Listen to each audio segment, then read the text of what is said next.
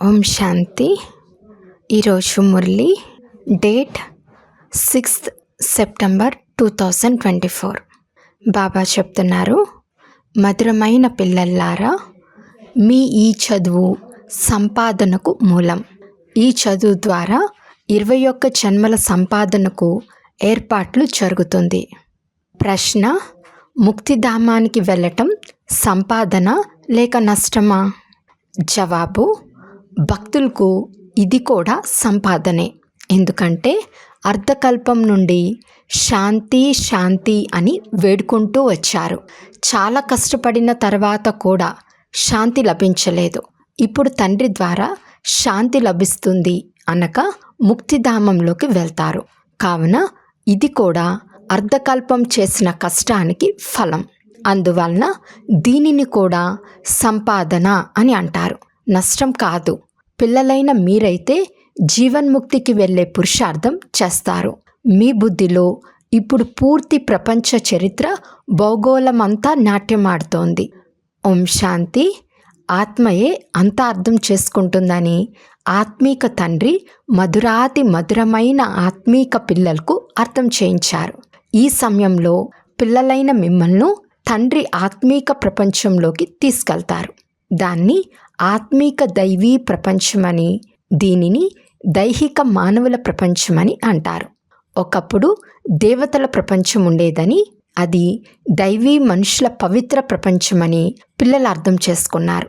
ఇప్పుడు మనుషులు అపవిత్రంగా ఉన్నారు. అందువలన ఆ దేవతలను కీర్తిస్తూ పూజిస్తారు. వృక్షంలో మొదట ఒకే ధర్మం ఉంటుందనే స్మృతి ఉంది.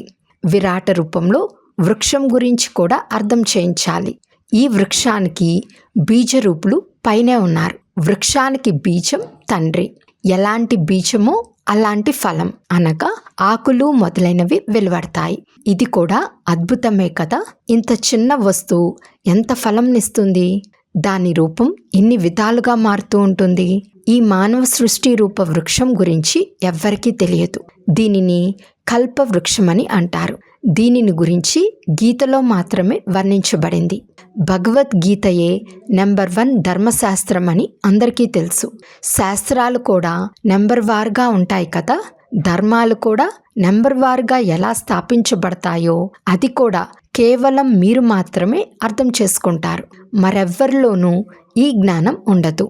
మొట్టమొదట ఏ ధర్మానికి చెందిన వృక్షం ఉండేదో, తర్వాత అందులో ఇతర ధర్మాలు ఎలా వృద్ధి చెందుతాయో మీ బుద్ధిలో ఉంది. దీనిని విరాట నాటకం అని అంటారు. పిల్లల బుద్ధిలో మొత్తం వృక్షమంతా ఉంది. వృక్షం ఎలా ఉత్పన్నమవుతుందో అది ముఖ్యమైన విషయం. దేవీ దేవతల వృక్షం ఇప్పుడు లేదు. మిగిలిన కొమ్మలు రెమ్మలన్నీ ఉన్నాయి. కానీ ఆది సనాతన దేవీ దేవతా ధర్మానికి పునాది లేనే లేదు. ఒకే ఒక్క ఆది సనాతన దేవీ దేవతా ధర్మంను స్థాపిస్తారు. మిగిలిన ధర్మములన్నీ వినాశనమవుతాయని గాయనం కూడా ఉంది. దైవీ వృక్షం ఎంత చిన్నదిగా ఉంటుందో ఇప్పుడు మీకు తెలుసు. ఆ తర్వాత ఇన్ని ధర్మాలు ఉండనే ఉండవు.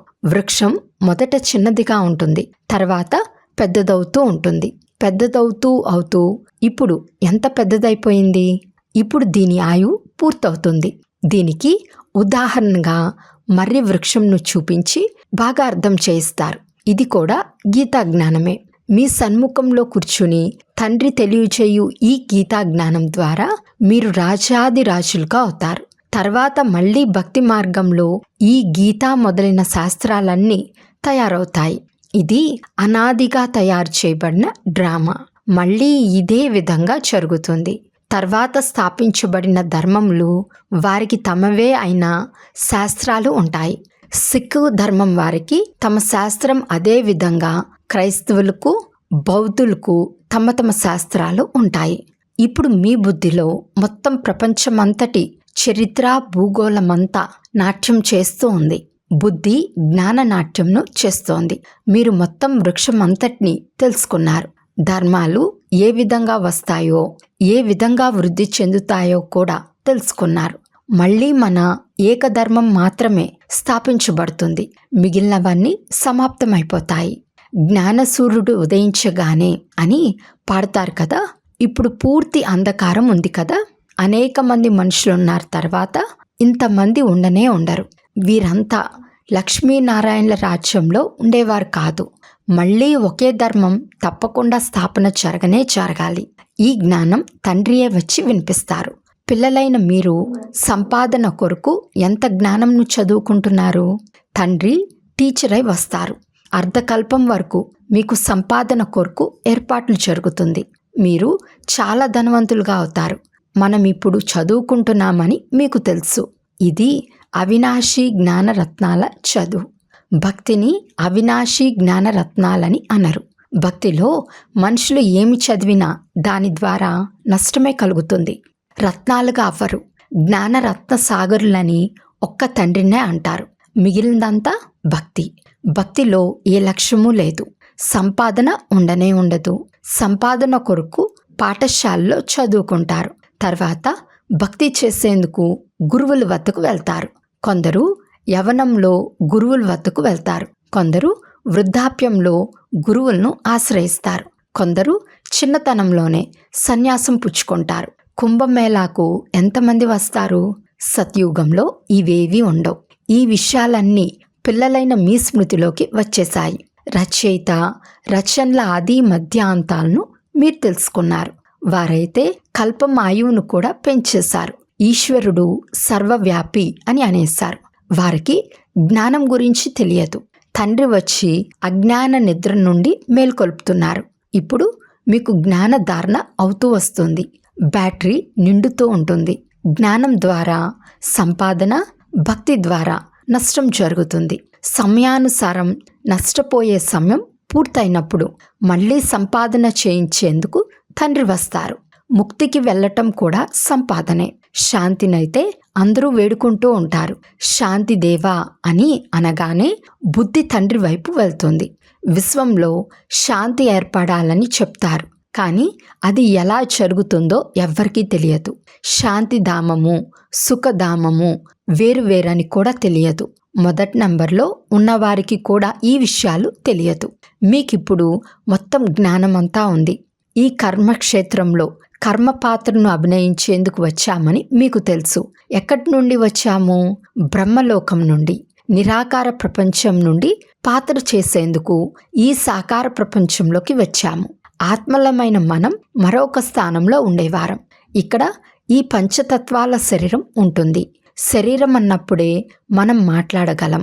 మనం చైతన్య పాత్రధారులం. ఇప్పుడు మనం ఈ డ్రామా ఆది మధ్యాంతాల గురించి మాకు తెలియదని చెప్పరు. ఇంతకుముందు మీకు కూడా తెలియదు. తమ తండ్రిని గురించి, తమ ఇంటిని గురించి, తమ రూపం గురించి యథార్థంగా ఇంతకుముందు తెలియదు. ఆత్మ పాత్రను ఎలా అభినయిస్తూ ఉంటుందో ఇప్పుడు మీకు తెలుసు. ఇప్పుడు మీకు గుర్తు వచ్చింది. ఇంతకుముందు మీకు స్మృతి లేదు. సత్యమైన తండ్రియే సత్యంను వినిపిస్తున్నారు అని, దీని ద్వారా మనం సత్యఖండానికి అధికారులుగా అవుతామని మీకు తెలుసు. సత్యంను గురించి సిక్కుల గ్రంథంలో ఉంది. సత్యఖండమును సత్యమని అంటారు. దేవతలందరూ సత్యంనే చెప్తారు. సత్యంను నేర్పించేవారు తండ్రి. వారి మహిమ ఎంత అపారమైందో చూడండి.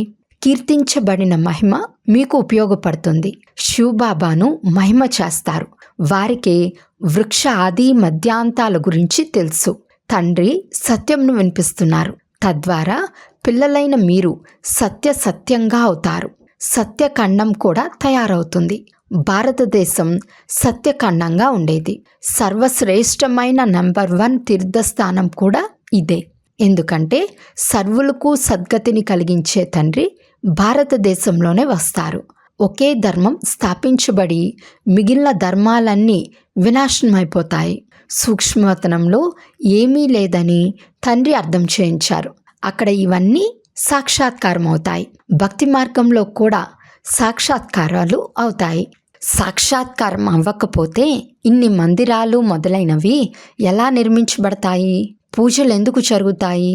సాక్షాత్కారమైనప్పుడు మీరు చైతన్యంగా ఉండేవారని అనుభవం చేస్తారు. తండ్రి అర్థం చేయిస్తున్నారు. భక్తి మార్గంలో తయారు చేయబడిన మందిరాలు మొదలైనవి మీరు ఏవైతే చూశారో, విన్నారో అవన్నీ మళ్ళీ పునరావృతం అవుతాయి. చక్రం తిరుగుతూనే ఉంటుంది. ఇది తయారైన జ్ఞానం. మరియు భక్తి యొక్క ఆట. జ్ఞానం, భక్తి, వైరాగ్యం అని సదా చెప్తూ ఉంటారు, కానీ వివరంగా ఎవ్వరికీ తెలియదు.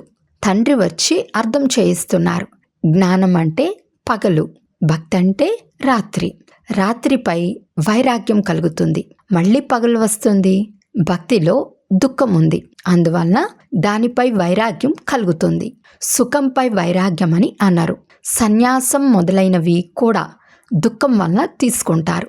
పవిత్రతలో సుఖం ఉందని అర్థం చేసుకుని స్త్రీని వదిలి వెళ్ళిపోతారు. ఈ రోజుల్లో సన్యాసులు కూడా ధనవంతులుగా అయ్యారు, ఎందుకంటే సంపద లేకుంటే సుఖం లభించదు. యుద్ధం చేసి అడవి నుండి మళ్ళీ పట్నంలోకి తీసుకొస్తుంది. వివేకానంద మరియు రామకృష్ణ కూడా గొప్ప సన్యాసులుగా ఉండి వెళ్ళిపోయారు. సన్యాసంలోని శక్తి రామకృష్ణునిలో ఉండేది. భక్తి గురించి తెలియచేయటం, వినిపించటం వివేకానందుడు చేస్తూ ఉండేవాడు. ఇరువురి పుస్తకాలు ఉన్నాయి. పుస్తకాన్ని రాయినప్పుడు ఏకాగ్ర చిత్తులై కూర్చుని రాస్తారు. రామకృష్ణ తమ స్వీయ చరిత్రను రాస్తున్నప్పుడు శిష్యులు కూడా దూరంగా వెళ్ళి కూర్చోమని చెప్పేవాడు. చాలా గట్టి సన్యాసిగా ఉండేవాడు. గొప్ప పేరు కూడా ఉంది. భార్యను తల్లిగా భావించమని తండ్రి చెప్పారు. తండ్రి అయితే వారిని కూడా ఆత్మగా భావించమని చెప్తారు. ఆత్మలంతా సోదరులే. సన్యాసుల మాట వేరు. అతడు రామకృష్ణులు భార్యను తల్లిగా భావించాడు. కూర్చుని తల్లిని మహిమ చేశాడు. ఇది జ్ఞాన మార్గం. వైరాగ్య మార్గం వేరు. వైరాగ్యం కలిగి స్త్రీని తల్లిగా భావించాడు. తల్లి అను పదంలో చెడు దృష్టి ఉండదు. సోదరిపై కూడా చెడు దృష్టి వెళ్ళగలదు. తల్లిపై చెడు ఆలోచన ఎప్పుడూ ఉండదు. తండ్రికి కూతురుపై కూడా చెడు దృష్టి ఉంటుంది, కానీ తల్లిపై ఎప్పుడూ చెడు దృష్టి ఉండదు. ఆ సన్యాసి స్త్రీని తల్లిగా భావించి సాగాడు.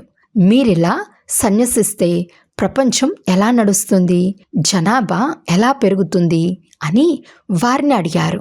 ఒకరికి వైరాగ్యం వస్తే తల్లి అని అనేశాడు. అతనికి ఎంత మహిమ ఉందో చూడండి. ఇక్కడ సోదర సోదరి అని చెప్పినా చాలామందికి దృష్టి వెళ్తూ ఉంటుంది. అందువలన పరస్పరంలో సోదరులుగా అంటే బాయి బాయి అని భావించండి అని తండ్రి చెప్తారు. ఇది జ్ఞాన విషయం, అది ఒక్కరి విషయం. ఇక్కడైతే ప్రజాపిత బ్రహ్మకు సంతానులైన వారు సోదర సోదరులుగా చాలామంది పిల్లలున్నారు. తండ్రి కూర్చుని అన్ని విషయాలు అర్థం చేయిస్తారు. ఇతడు కూడా శాస్త్రాలు మొదలైనవన్నీ చదివేవాడు. నివృత్తి మార్గంలోని వారి ధర్మమే వేరు. అది కేవలం పురుషుల కొరకే. అది హద్దు వైరాగ్యం. మీకైతే మొత్తం బేహద్ ప్రపంచం అంతటిపై వైరాగ్యం ఉంది. సంగం యుగంలోనే తండ్రి వచ్చి మీకు బేహద్ విషయాలను అర్థం చేయిస్తారు. ఇప్పుడు ఈ పాత ప్రపంచంపై వైరాగ్యం కలగాలి. ఇది చాలా పతితమైన చీచీ ప్రపంచం. ఇక్కడ శరీరం పావనంగా అవ్వలేదు. ఆత్మకు నూతన శరీరం సత్యుగంలోనే లభించగలదు. భలే, ఇక్కడ ఆత్మ పవిత్రంగా అయినా శరీరం అపవిత్రమైనదే లభిస్తుంది. కర్మాతీత స్థితి తయారయ్యే వరకు శరీరం అపవిత్రంగానే ఉంటుంది. బంగారులో మైలు పడితే ఆభరణం కూడా అలాగే ఉంటుంది. మలినం పోయినప్పుడే ఆభరణం కూడా అసలైనదిగా తయారవుతుంది. ఈ లక్ష్మీనారాయణుల ఆత్మ మరియు శరీరం రెండూ సతో ప్రధానమైనవి. మీ ఆత్మ మరియు శరీరం రెండూ తమో ప్రధానంగా నల్లగా ఉన్నాయి. ఆత్మ కామచిత్తుపై కూర్చుని నల్లగా అయింది. నేను మళ్ళీ వచ్చి నల్లగా ఉన్న వారిని తెల్లగా చేస్తానని తండ్రి చెప్తారు. ఇవన్నీ జ్ఞాన విషయాలు, అంతేకాని నీరు మొదలైన వాటి విషయం లేదు.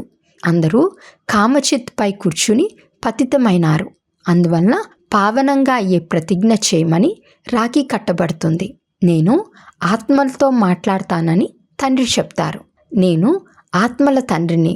నన్ను మీరు బాబా రండి, మమ్మల్ని సుఖధామానికి తీసుకెళ్ళండి, దుఃఖంను హరించండి అని స్మృతి చేశారు. కలియుగంలో అపారమైన దుఃఖం ఉంది. తండ్రి అర్థం చేయించారు. మీరు కామచిత్పై కూర్చుని నల్లగా తమో ప్రధానంగా అయిపోయారు. నేనిప్పుడు కామచిత్ పై నుండి దించి జ్ఞానచిత్తుపై కూర్చోపెట్టేందుకు వచ్చాను. ఇప్పుడు పవిత్రంగా అయి స్వర్గానికి వెళ్ళాలి. తండ్రిని స్మృతి చేయాలి.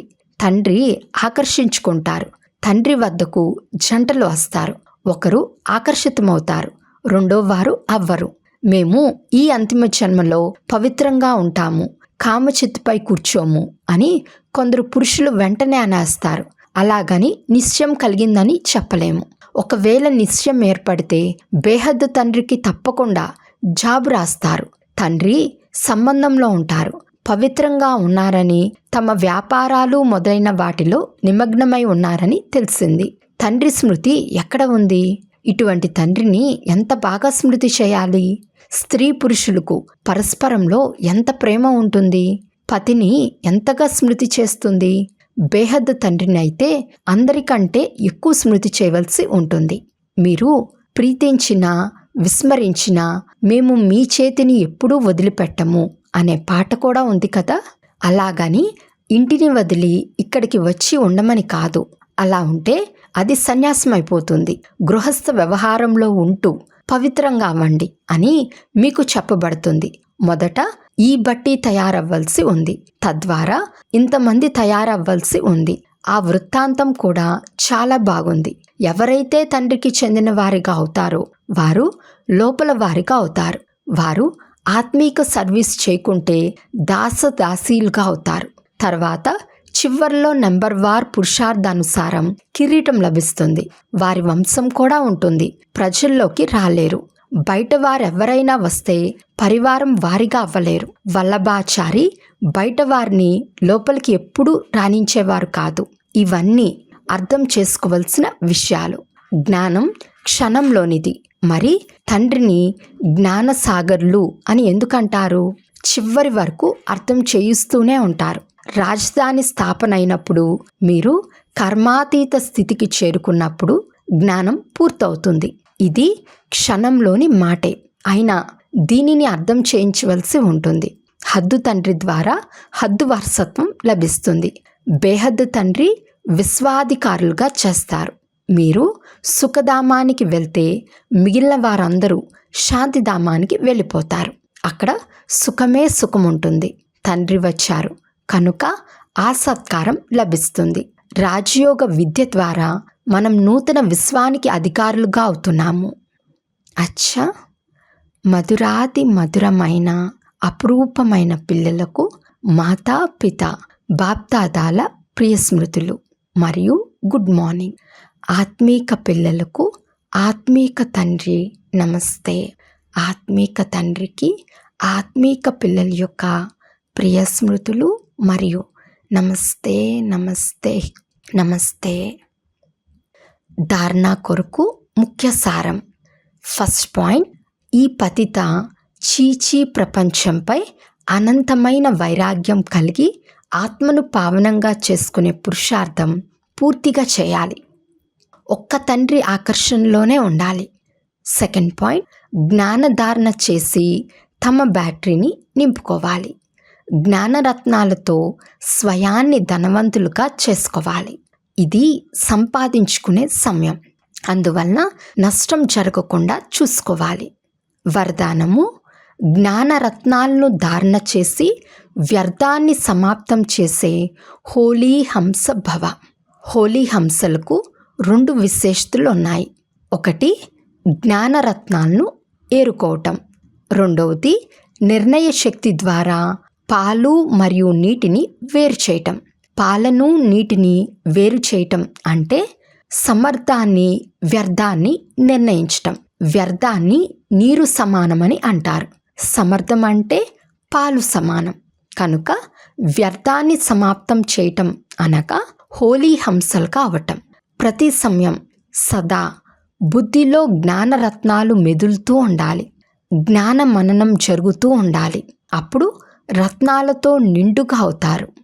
స్లోగన్, సదా మీ శ్రేష్ఠ స్థితిలో స్థితమై ఉండి అపోజిషన్ను సమాప్తం చేసేవారే విజయీ ఆత్మలు. అచ్చా, ఓం శాంతి.